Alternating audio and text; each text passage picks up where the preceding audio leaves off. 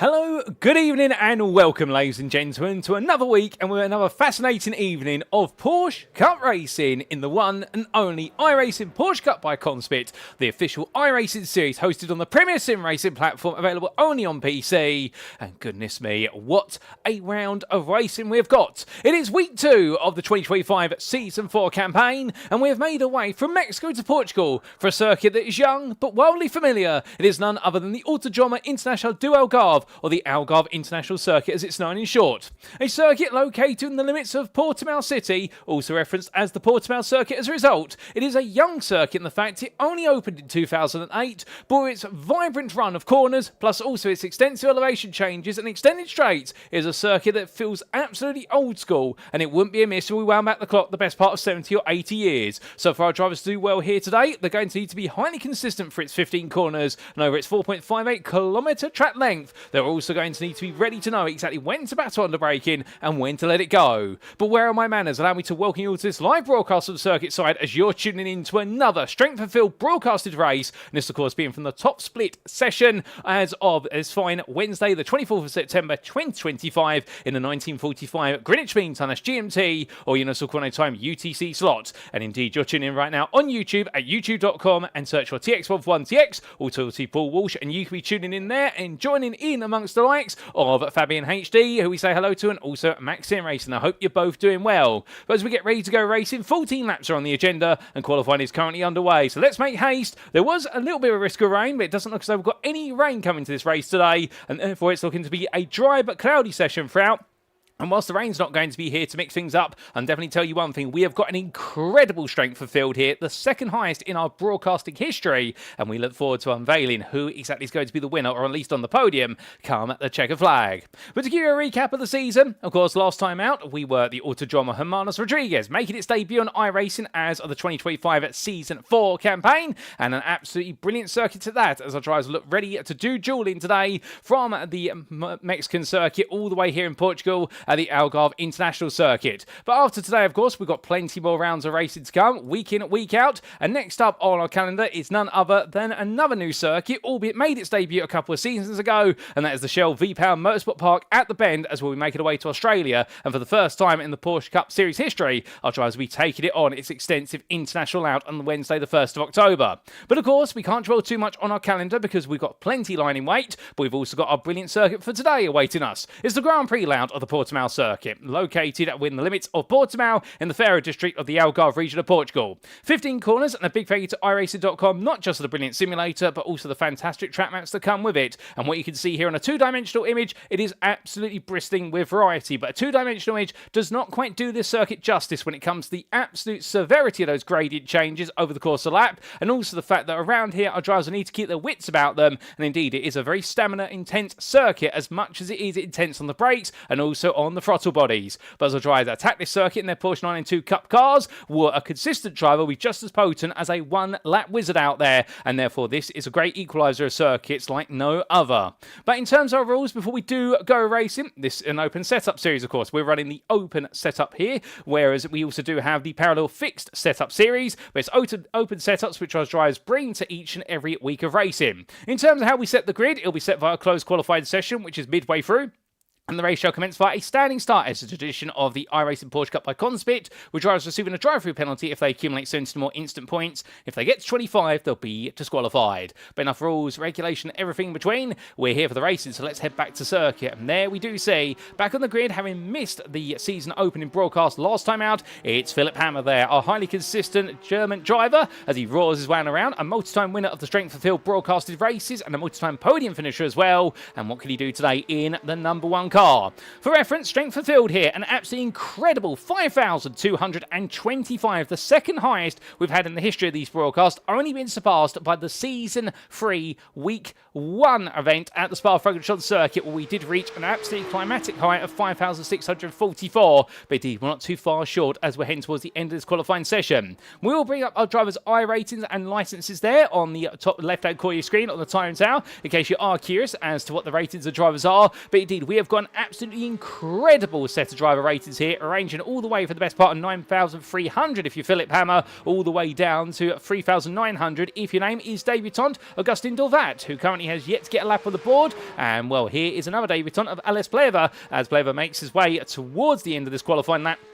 Final qualifying lap available here to him, and indeed all the drivers right now, they really are in the pinch point of qualifying. But what can Pleva do in order to move up from what is the bottom of the field at the moment? Well, crossing that timeline for Pleva, it is going to be 1:46.491, the best part there of 1.8 seconds off the overall pole time that has been set by Ramez Azeki, and a absolutely brilliant job there from Azeki as he has taken that pole position, it would seem, by the best part of 2.5 tenths. Can anybody get a bit closer? Well, Christian Carlson will try. He's out there on his second and final flying lap at the moment, as is Fabian Ming. They're both roughly at the same point on the circuit, and we do have only those two yet to complete their qualifying laps.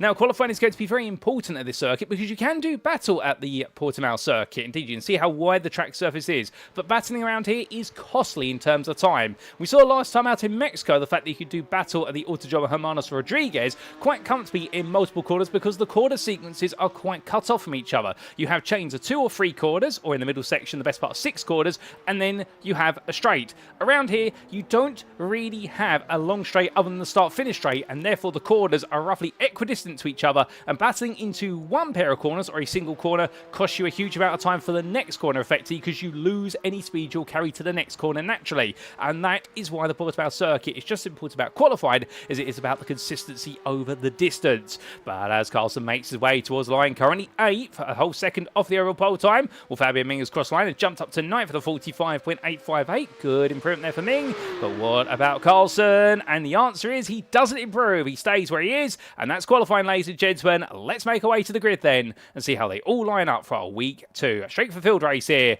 in Portugal. So as the drivers make the way to the grid, this is how they'll line up. It is debutant taking pole position here, Ramez Azeki. Congratulations to the Turkish driver there on pole by 2.5 tenths over Gareth Higgins. Runner-up last time out. Will he be run-up again, or can he make it a victory here today for Team 75 Bernard by Sim Racing? We then do have on row number 2, Philipp Hammer for Pole Promotion Esports, ahead of none other than Rafael Birdies, who makes his debut from Poland a further 1.5 tenths back. In 5th place, we have Flint Schuring, the Dutchman, who is joined by a regular fan favourite, Eden Pole for Pole Sim Racing. Then we have Nikolai Milder, the 3rd place finisher from Mexico. He starts in 7th for Racing Lab Esports, ahead of Christian Carlson, a fellow Norwegian. Then behind them, we have the Swiss of Fabian Ming, who starts today for Pole Sim Racing in 9th, ahead of top 10 completionist Jason Munson. Then 10th on a lap that's 1.1 seconds off the overall pole time. On row number 6, we do have best of the rest there. It's none other than Peter Varga, and he's going to be the company of the Hungarian driver with Thomas Frost. Behind them, on row number 7, it's regular Matt Strand for Ice Cold Racing, and he'll be in the company there of none other than Christopher Smith. Then on row number 8, we have Fraser Smith once again. Glad to see him back there, the Briton, after his ferocious fight in Mexico, where drive-through penalty hit him right at the end. And well, Carl McGuinness will join him now on the 8th row of the grid in 16th place for Pole Sim Racing. And then we have none other than Oscar Bernson, who starts in 17th, the Smiling Swede, for Ice Cold Racing, powered by Max Sim Racing, ahead of debutant Augustin Dorvat. And the Uruguayan drivers then followed up by the combination pair of Ales Pleva and Sebastian Smits. They round off your top 20. And outside the top 20, let's not forget about the 2 more spots on the grid, but only one of them be occupied. It'll be our 21st and last starter. It is going to be Tobias Olsen with no Van der Lap set. He's got all the hard work to do from the back of the grid in the race for Ice Cold Racing, powered by Max Sim Racing. But the grid is all set, ladies and gentlemen, and our drivers are itching to go racing. We're itching to see how it all plays out. Lights go on. So it's 1, it's 2, it's 3, it's 4, it's 5 with lights. And it's lights out. Away we go here as our drivers get underway in Portugal. Immediately cut across is Azeki there, covering off a brilliant launch from Gareth Higgins. Higgins on the offensive as they make the way down to the opening corner. And well, the 2 there, they settle their differences very quickly as Philipp Hammer watches over things. Keep it calm, lads. We've got plenty of laps to go. But as the leaders make the way in towards turn number 3 for the first time on the brakes, it's line astern. But not if your name's Nikolai Melder, as he looks to do battle here with Flint Schuring. Schuring trying to go one way and Melder trying to hold him off. But Schuring trying to get his nose in there into turn number 4. Doesn't quite do it. Further back, we We've also got some brilliant battling there. Oscar Bernsson's already up 2 places, and Tobias Olsen up 4 places just behind him as they all scramble down into the hairpin. Now onto the brakes here. Jason Munson battling with Fabian Ming. You do have Ming on the inside there, Munson on the outside, and Munson right now holding on as it's all got a bit wrong there, and that's the car around. I believe that is Matt Strand who's taking the tumble, and Sebastian Smith's with him, and Strand is right at the core of that. Carl McGuinness as well. I don't know how Carl's managed to get himself there, but he brings himself back together. But it's drama, and we'll get a replay of it when we can, as the battling still carries on. Elbows out there, and that's Jason Munson trying to force Thomas Frost away from him, but Frost right now keeping a chilly reception, as meanwhile Christian Carlson battling with Ming up the hill. Ming in the blue car, and Carlson meanwhile in the grey and green machine, and over the crest of Portimão Circuit at turns 10 and 11, still side by side as they cover down, but in the end Carlson is going to get the upper hand, albeit for a brief moment, as Ming will now look for the counter-attack up into 13, and that's a big snake wide there from Jason Munson. He completely cuts it deep. Carlson contacted there by Ming. It's all pandemonium here on the second half of the lap, and as they all come back together, well, they see Fraser Smith battling side by side here with Augustin Dovat. Dovat there on the outside, trying to go all the way around the house to the number 10 driver, and Smith here right now getting his head down and pushing onwards as he makes his way into the final corner for the first time. But side by side they exit Galp, and that's only going to go one way. That's going to go the way of Smith here. He knows exactly where to put the car. But after one lap, it's Ramez Azeki who still leads on a 47.605 for his open up. A good lap there given the standing start, ahead of Gareth Higgins. Then it's Philip Hammer in third, ahead of Rafael Birdies in fourth. Aidan Powell holds in a comfortable fifth, 1 place gain, much the same in Nikolai Melder in sixth. Flint Schuring lost 2 places at the start. He's down to 7th, with Thomas Frost in 8th, ahead of Jason Munson. And then it's Fabian Ming who rounds off your top 10. And what a top 10 it is right now as Ming continues to pressure Munson. And Munson, of course, with that big sideways moment, battling with Frost earlier on. Well, he's fallen a little bit further back as Frost right now has really sealed the deal on 8th place. Has tried to abscond. Matt Strand, unfortunately, in the pit lane with a damaged car. We'll get an understanding of what's happened to that car in due course. Christian Carlson, meanwhile, best of the rest in 11th, and only 8 tenths up the road from Fraser Smith, who's trying to stay with him. And Smith right now seems to be getting a handle on the situation and might be breaking away from Augustin Dovat in 13th. As these drivers continue their way in towards this second lap, well, now you've got to wonder exactly who's got the long distance pace here, because we've seen in qualifying, it was a very interesting qualifying session and some big names, in particular further up the order. For example, Peter Varga down in 15th at the moment. He did start in 11th place. However, over the distance, we may see some drivers who may not be the quickest on a single lap. They will have maintained their race pace over the distance and feel a bit more confident with the car. Tobias Olsen there, I believe, making his way past Augustin Dovat under braking into turns 10 and 11. And that was a bit of a lunge up the inside, but having the confidence there under braking not to risk locking up.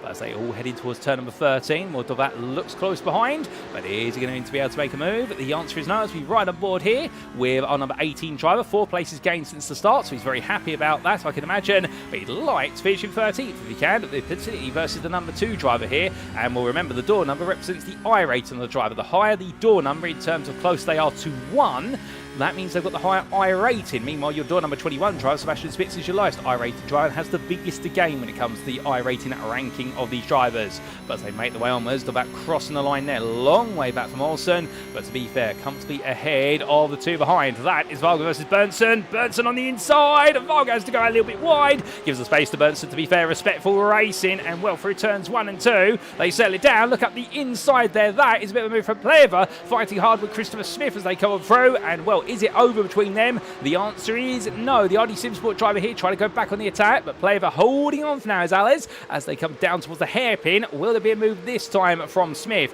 Under braking, the answer is no. And to be fair, I do know the RD Simsport crew. They've raced it in a multitude of series, including the TCRs, and they're very gutsy drivers when they want to be under braking. That's a compliment to them because they really do know how to be late on the brakes. But Smith deciding to play it safe there and instead wait for a little bit later on. Fraser Smith being under pressure. That's Olsen up the inside. Olsen tries to chip it in. That's coming in through turn number 8. Smith being given a little bit of an elbow out there, a little bit of gravel with him. Door to door they battle, coming through turn 9. And Wolf Smith on the inside initially, but you'll find himself on the outside now as they head over the crest. And that is going to give Olsen the opportunities. Look at Dovat looking up the inside. Smith out of position here, but can Dovat get the power down? The answer is no. Bernson trying to come through with him here. They're all playing the game of follow the leader, but it's causing them all to concertina together. As that's Olsen versus Smith. Smith back on the inside. Smith's not giving up here, to be fair. He doesn't care that he's battling with the number 2 driver in this split. He's giving it everything, but there is a mistake. Goes a bit deep. Contact with Dovat. Dovat sends him slightly wide. Smith gets it back together. And, well, to be fair to Augustin Dovat, it was very fine margins. I don't think there was any malice meant, but Fraser Smith loses another place for the price to try to battle back. And, well, Bernson right now trying to queue up here as he powers his way And down the start finish straight. They're all fighting, by the way, for 11th place right now. They're not battling for a spot inside the top 10. And, well, as they all make their way onwards, you would think they were battling for the lead of this race, given the frosty. But that goes to show you that every place is worth every penny here in the iRacing Porsche Cup by CONSPIT. As that's Fraser Smith. They're still under pressure from Bernson. And also Dovat here now having to worry about Smith looking up his inside. And Fraser Smith makes the recovery counter-attack there. Lovely bit of driving from Smith.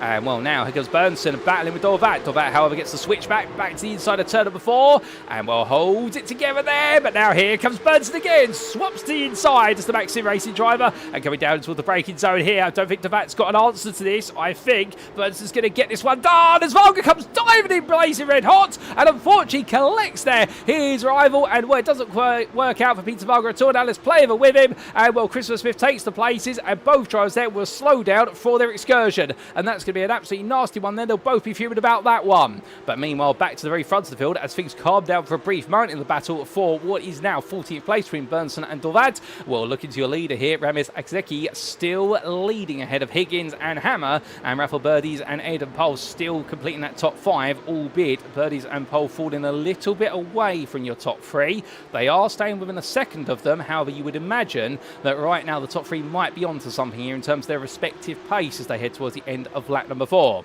But as we conclude our 4th turn of the circuit under race conditions, let's take a look back at what happened at the start of the race, particularly for Matt Strand.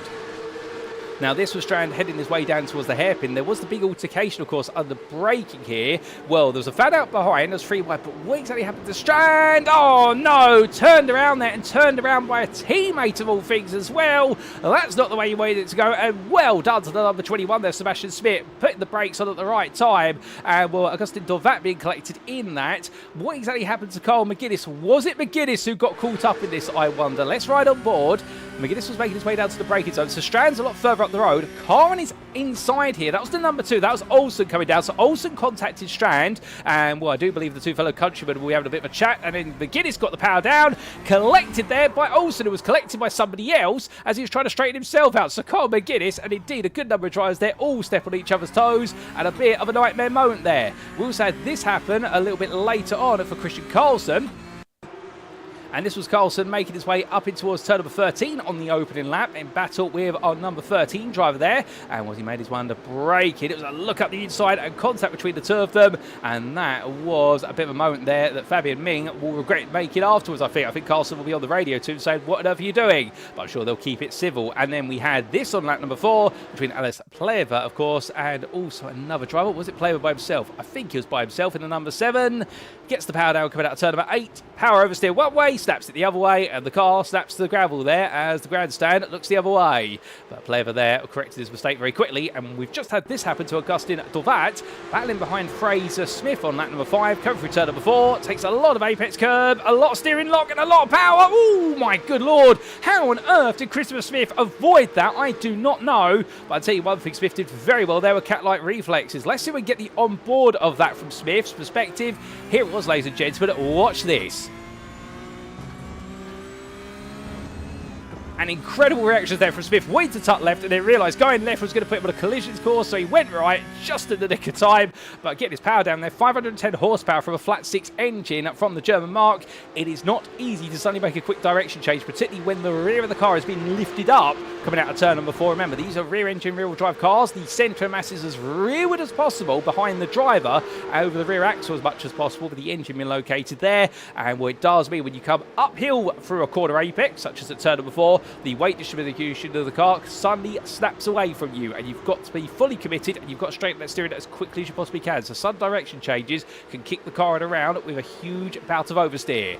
But as we return to your live racing, we are on lap number 6. Well, we do say hello to a few more of you there, including Scanigan, as always, cheering on there, Oscar Bernson, and we also do say hello there to Krista Anderson, and also to Max Andrews Racing, who's cheering on Paul Racing today. So good to have so many of you with us. It is a little bit sad, by the way. I do see a comment there with regards to the absence of Zach Haight, who was very excited to potentially be on the grid tonight, but such is the strength of the field that Haight, I don't think, has quite made it in, although I'm not quite sure on that. I don't quite know his I rated. I can definitely tell you it does seem as though week in, week out, we are getting some regulars, and we are getting some very high strength of field too, which is so lovely to see. But coming from statistics and strength of fields to the strength of our leader right now, Wagseki doing a good job of keeping Gareth Higgins at bay. Philip Hammer, in fact, has fallen back towards Raffle Birdies, and well, behind him is Aidan Pohl. So it looks like the pole promotion esports driver here might be struggling a little bit. Last lap he was half a second slower than Nagaseki across the line. This time around, as they come across, a 45.32 for our leader, a 45.15 for second place. Hammer a 45.55, Birdies a 45.58.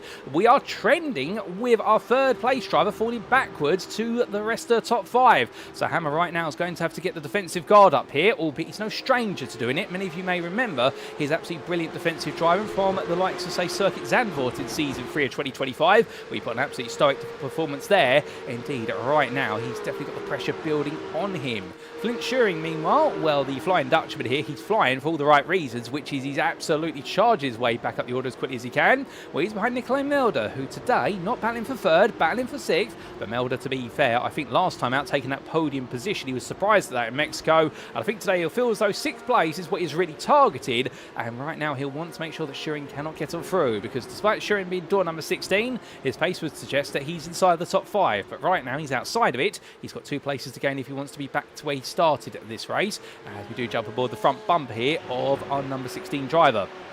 Now, at this point, what would he be thinking about as we're reaching the halfway point? Well, one of the things he'll be thinking about is he protecting the tyres enough to give himself a bit of longevity towards the end of the race? Also, he'll be looking to the car ahead and try to see where Melder is a little bit stronger compared to him at certain points, and also where he's weaker. We do have that natural concertina effect and the dirty air effect as well, which you just saw the dirty air there coming into turn 13. Sure, had to let the car roll a little bit deep, given the overspeed he picked up the hill. Going out of turn number 14, also changes lines, have a little bit of oversteer as he got the power down coming out the hairpin. Very easy to do. Remember, it's an off-camber hairpin at turn number 14. You go downhill into the apex and the corner continues to sweep away from you. Not quite different from Rivage at Circuit de Spa-Francorchamps, but Schuring right now falling back a bit. In fact, 6 tenths is now the gap between himself and Melder. He's going to have to work a little bit harder if he wants to get this gap down, but he's not taking it easy. I could promise you that, but he's going to have to try and find a way to smartly get close to the back of his rival. Back further down the field in the battle for 10th place, it is going to be the BWT machine of Jason Munson trying to hold on to 10th as Christian Carlson looks to go on the offensive. Remember, Carlson, of course, involved in a little bit of a sideways moment into turn 13 on lap number 1. The tyres were a bit piping hot, but I think he's been able to cool them down, and by cooling them down there, he feels a little bit more confident. By the way, we should point out that Matt Strand's still in the pit lane with repair work to the car. We believe his car may not make it back out, but right now, what we are definitely seeing is neither driver's backing out here as Jason Munson pins it to the inside and says to Carlson, I know what you're trying to do. If you want it, you're going to have to be a bit more inventive. But Carlson says, I've seen it all before. Let me just get the momentum up the hill. And right now, Munson going a little bit deep out of turn number 4. As he roars his way up the hill and through it towards turn number 7. Where it does look as though there Carlson making it absolutely cleanly through. As Munson in the end just going so deep at the turn 5 hairpin, did not give himself the opportunity to defend through turns 6 and 7. And now Christian Carlson up into 10th place. His next target, Fabian Ming, who you can see here currently running in 9th, 1.5 seconds up the road, and well, he'll be looking in his rearview mirror and realising now it's no longer Munson behind him, who he seems to be able to manage the gap to. Instead, he's got a very fast charging Christian Carlson, who would love an opportunity to take 9th place off of him, and then it'll be Thomas Frost. And Frost, to be fair, an absolute great start to the race, but right now it does seem as though for Frost, he's in a bit of no man's land. 3.5 seconds back from Flint Schuring, 3.5 seconds ahead of Fabian Ming. It's neither going there or backwards. He wants to ideally catch up, but the problem is I think he might be hitting his limit in terms of pace. He is 8th, he started 12th, so therefore I think he'll think to himself, you know what, we're going good, just settle for this 8th place right now. But of course the little devil on his shoulder might say to him, actually you want another place, but then he's got to try and push himself beyond his limits. And well, that is where the difficulty comes, because in these Porsche Cup cars, no ABS and no traction control. Going beyond the limits is the equivalent of risking everything around here. One lockup and that could be it, versus GT3 where the ABS is active. But meanwhile, hop, skip and a jump, that is Christopher Smith for the RD Sim Sport number 17. And well, that was almost into the air there completely as he chased after Fraser Smith, still behind Smith.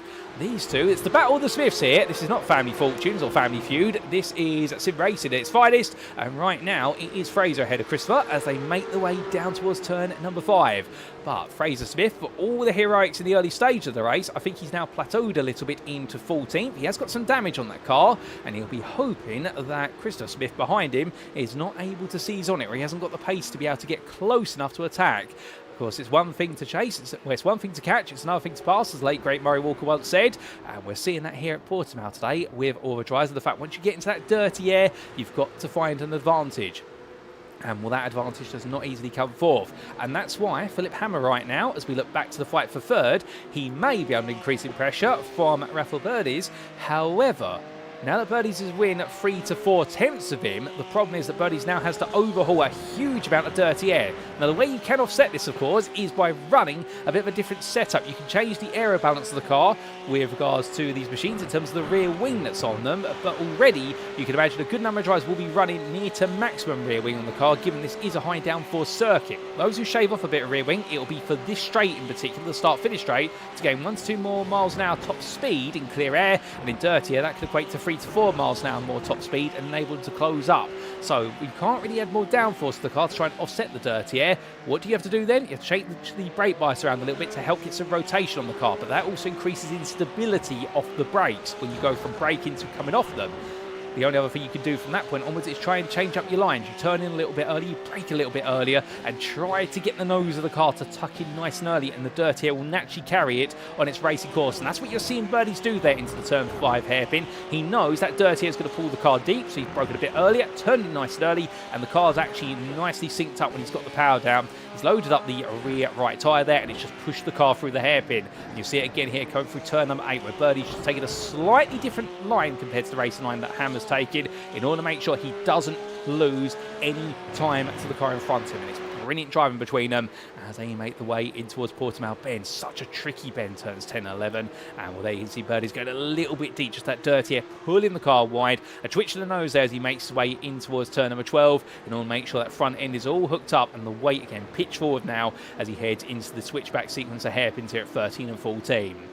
But whilst all this has been happening, we have had Agustin Dorvat have to make his way into the pit lane, and I do believe there has been a bit of an altercation for Dorvat. What exactly has happened to him, and also a bit of an altercation for Thomas Frost, we will try and find out very shortly. But first, ladies and gentlemen, here is Thomas Frost battling with Jason Munson, and Munson getting past him at turn 13. Frost back on the inside here, down through 14. Munson goes to turn in, then suddenly realises he can't because there's a car there, and well, Frost gets the place back, but Thomas Frost was running happily in 8th place. This is unusual, and Munson right now is not going to let this go. In fact, he's going to try and tee things up here, try and move back into the top 10, but Frost, I think, has got enough here. 2.5 attempts. Now they build up the overspeed as they power their way down the start-finish straight, but what's the answer to the question of can Munson catch him? The answer is no, he can't. 2 attempts is the gap, and he has to back off there. There is no way through. Even with a lunge, it would be way too far, and he wouldn't have enough first-class stamps to make that happen, no matter where he sends it from. But coming in towards turn number 3, well, Tobias Olsen is not too far off the back of this. The number 2 driver who's still trying to make headwind up here, as we have just had Agustin Dorvat leave the pit lane, but Munson with a much better exit. Out of turn number 4, here they come down towards the hairpin. Munson's going to go for it, but Frost says, I see what you're trying to do, puts it in the middle of the road. Munson there doing a bit of a fight, trying to dummy out Frost, get him to outbrake himself, but Frost this time just nailing it on the brakes. So Munson here close, but not quite close enough to get into the head of his rival, and indeed right now just trying to chop and chisel away at the gap and trying to force out an error in this fight for 10th place. Just in front of us is Christian Carlson at 1.1 seconds up the road, and he's almost on the back of Fabian Ming right now, so we could see a 4-way battle for 8th place if things should go that way. But how did we get here is the question maybe you'd be asking. Well, here's the replay of what happened to Thomas Frost on lap number 10. Now, it was turns 1 and 2. Start of the lap, takes a lot of apex curb and gets run out wide. The car rises on the left-hand side tyres on the exit curb of turn 1. It goes sideways. Thankfully, he's able to slide it to a halt on the runoff area, and the car didn't go fully around. But that is how Fabian Ming and Christian Carlson both snuck up there. And then, well, Frost was under pressure with Jason Munson, who made the move. We caught a glimpse of it into turn 13 on the remainder of the lap. But coming back to your live racing, well, we do have the best part of 3 laps left on the board, and right now our race leader Ramez Aseki still under a bit of pressure from Gareth Higgins, and well, Higgins right now in fact has brought that gap down a little bit. Last couple of laps Higgins has been matching lap times back and forth. It really is a battle of lap times between these two, and well, that does sound a little bit obvious. However, we show you the lap times at the bottom of your screen, and there you can see our leader has been the faster driver for the best part of 2 of the last 5 laps, but it is Higgins who is the fastest of the pair of them and has gained a little bit in the overall net delta. So that is why Higgins is right there and is looking to try and pounce when he can. But the only problem is, for everything he can do, Ramiz Akseki can do the same. It does seem to be this real duel with regards to lap time, and of course Higgins has yet to really get into that dirty air zone of the lead car. The number 4, of course, putting out a huge break in the air in front of it, but it does leave a big wake of dirty air,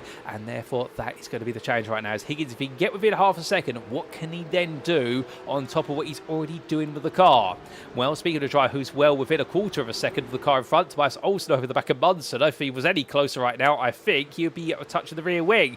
And as we ride aboard here, heading up the hill, Olsen looking into the inside of Portimão corner. That's going to be a dive of the brakes, and Munford sees it coming. What's it going to be as they make the way down? It's going to be doors to plenty, and that is Munson being sent to the gravel. Tobias Olsen there not giving in, and well, both drivers there not wanting to refuse each other. And meanwhile, Oscar Bernson now looks at this, and Munson goes deep, dirt on the tyres, but it brings him to the inside of turn number 14. The BWT driver is not going to just sit back and let this all go, but you can imagine right now he must feel as though he's been a bit bullied out there as they make the way down through turn 14. And here comes Bernson there, gets an absolutely huge run from 14, but he's so close into Gap corner. Can he do anything with this? He can, because Munson goes deep, and that is going to give Bernson a lot of momentum here as they power the way down the start finish straight. Here he goes then, building up to the best part of 155 miles an hour as he crosses that timeline, and now heading upwards of 165 as he heads into the opening braking zone. It's all in on the brakes there for Oscar Bernson, and it's up ahead of Jason Munson. He goes. Munson's still with him, however, as they go to the penultimate lap. Can Munson get the counter-attack? The answer is no. He has to tuck it behind, and that's where he's going to stay at this point of the race. But goodness me, what a pair of battles. And a bit further back, Carl McGuinness now on the back of Peter Varga for 16th place. Well, these two have been quite distant from each other for the majority of the race, but they're finally coming together. Will we see a bit of fight from them before all is said and done? Something tells me yes, we will, albeit for both drivers. Given how they performed earlier on today, I think both will feel as though this is not where they were to be at the end of today's show. But heading down towards turn number 5, that's the way it's gone for them. And right now, it's about the damage limitation as Fraser Smith heads off into the distance through turn 6 and into 7 already. But look at Christopher Smith. The battle of the Smiths continues, and for everything that Christopher Smith is fried at this, as we ride on board looking back from the coral machine of Fraser. Well, right now, number 10 driver here definitely doing everything right to hold on to 14th place. And well, I think he feels our top 10 was on the cards, but it hasn't quite worked out. But sometimes that's the way it goes. And we're going in towards turns 10 11 right now. If he can hold off Christopher Smith, I think he'll be very happy to get one over the RD Simsport driver. And this is definitely a great little rivalry that's building between these two. And well, in the battle of the Smiths, we'll see who reigns supreme the next time around. Because as they make the way out of turn number 13, you can see Christopher Smith literally leeching off the back of his rival and really getting nice and close on the braking. And I think right now for Fraser, it's all about car positioning and just trying to blunt the momentum of the number 17. But from them, our race leaders are into turns 1, 2 and 3. Here they are, and Aseki ahead of Higgins still with 2.6 seconds to Philip Hammer. And Hammer right now has Raffle Birdie's right behind him, but the Polish driver can't find a way through. And then Aidan Pohl, meanwhile, I think has settled for 5th at this point. He's not got the pace of the top 4, but he has got the pace to make sure that Nikolai Melder and Flint Schuring, who you can see in the rear of the picture, are not going to get close enough to him to look for a move, so long as he doesn't make a mistake. But battle of the Smiths, we come back to it in towards turns 1, 2 and 3. And right now, well, Christopher Smith from RD Simsport, I don't think he can get any closer than that. I think he's throwing everything at this and trying to get it done as best he can. We have had a bit of an incident off camera for Flint Schuring down in turn number 5. He's fallen off the back of Nikolai Melder, and he has, in fact, well, he has not got Fabian Min close behind him, but the gap has opened up between the two of them. I think there was a lock-up on the braking from what I'm hearing in my ear. We're not going to get a replay of that now, but here's Fabian Min bringing Christian Carlson, Thomas Frost and Tobias Olsen with him, and Oscar Birdson and Jason Munson not too far behind before then you do get Fraser Smith, who right now is forming a bit of a rolling roadblock here as Christopher Smith so close behind him again. And well, these two right now, I don't think Fraser's got anything left other than make the car wide as Smith goes around. Christopher Smith goes around in the rear of the picture, gets the power down too soon, coming out of turn number 8, and pays for an easy mistake to make as he rejoins. Thankfully, the rest of the field sweeps the inside of him, and meanwhile, whilst all that's happening, there's drama at the back of the field. At the front of the field, it's no drama because on his debut today in the Strength Field broadcast, Remen Sasaki is going to take victory here at Portimão by half a second over double runner-up Gareth Higgins, who finishes second once again. Philip Hammer takes third ahead of Rafael Birdie's in fourth. And it'll be Aidan Pole who completes your top 5 ahead of Nicolai Melder, with Flint Schuer in the end having to settle for 7th after chasing down Melder for so long, but a late mistake cost him. Fabian Ming will then come at home in 8th place. What an effort from him to hold off Christian Carlson, who takes 9th. Thomas Frost will round off your top 10 ahead of Tobias Olsen. Oscar Bernson in the end does outpace Jason Munson to line for 12th, and then it will be Fraser Smith, who despite all the pressure put on him in the Battle of the Smiths, proves to be the superior Smith today ahead of Christopher Smith, with Peter Varga taking 15th place just ahead of Carl McGuinness, albeit that's on the road, but there is a post-race time penalty for Varga that's going to demote him, and then Alice Blairville will take 17th ahead of Christopher Smith, with Sebastian Smith being the final driver to finish this race on the lead lap, and he will take 19th place there in a bit of a difficult day today for the number 21 driver, but he was the lowest I-rated driver on the grid, so therefore I think he just expected to go into this one and have a bit of fun, as meanwhile Augustin Dovat, who definitely put on a great display of some fun earlier on in the race, will in the end a major instant put him a lap down, but he will finish 20th there, having only completed 13 of the 14 laps. But goodness me, ladies and gentlemen, what a race. And well, as we do see the virtual coaching machine of Remus Zeki making its way on around, what a phenomenal effort there. His first time on the grid in this top split broadcast, at least for season 4, if my history is correct. And I can tell you one thing right now, he's definitely made waves here in taking victory here in Portugal. He was chased, honestly, by Gareth Higgins all the way through the race distance. The two of them were very close, but when it mattered most, well, he put the car on pole and he never let it go after going very defensive for the start of the race. That's what he needed to do. Higgins had the better start, but Zeki had the defensive line covered off, and that in the end was enough to guarantee that after 14 laps, he was your victor here in Portugal. But with that, let's take a look at the race results subject to Eddie Stewart's inquiries, and here they are, folks, for our Week 2 top split broadcast in the iRacing Porsche Cup by CONSPIT 2025 Season 4. Remus Zeki then, your winner. A brilliant effort for the Turkish driver there by half a second over Gareth Higgins. The Team 75 Bernard by Sim RC driver, throwing everything at this one, but having to settle for second once again, but he's picked up plenty of podiums in his career in these top split broadcasts, and he has another one to the virtual cabinet. Philip Hammer, third today for pole promotion esports, didn't have the pace of the top two, but definitely had the pace and endurance to make sure the raffled birdies behind him could not find a way through.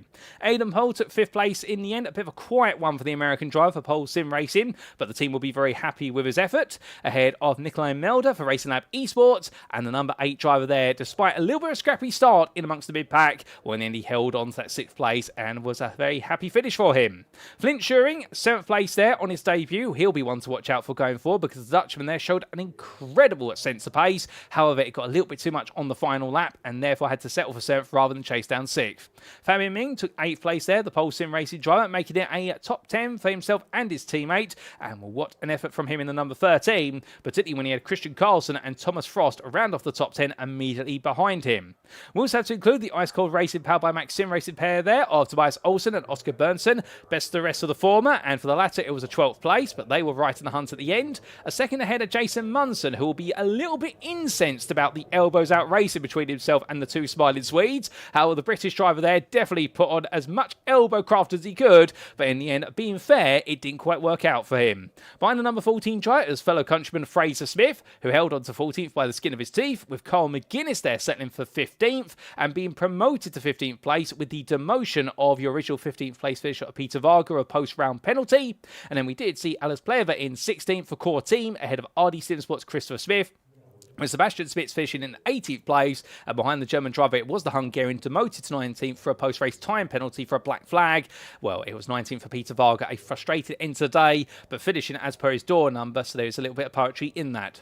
It was a lap down for Augustin Dovat, but the Uruguayan driver in the end settling for 20th and finishing the race, which is what we like to see. And unfortunately, we did have one retiree. It was Matt Strand after the open lap incident, the Ice Cold Racing powered by Max Sim Racing driver retiring with only a lap term. So 21 starters, 20 finishers, and 19 on the lead lap. But at the very top of it all, Remus Zeki taking a brilliant win ahead of Gareth Higgins and Philip Hammer, who made up the podium. Well, goodness me, ladies and gentlemen, as quickly as the tarmac roared to life with racing here in Portugal, it's gone silent. And well, as it goes silent, let's take a moment to talk a little bit about our title sponsor for this series, and that, of course, is the sim racing hardware provider, CONSPIT. If you are looking to take your sim racing to the next level, then why not consider CONSPIT? As the pro driver's choice of sim racing hardware, CONSPIT offers one of the most comprehensive lines of hardware products to sim racers around the world. Whether you're in the market for wheelbases, steering wheels, pedals, peripherals, or rigs, CONSPIT's extensive experience in the motorsport industry means every one of their products is fine-tuned for success at the highest level. But do not just take our word for it.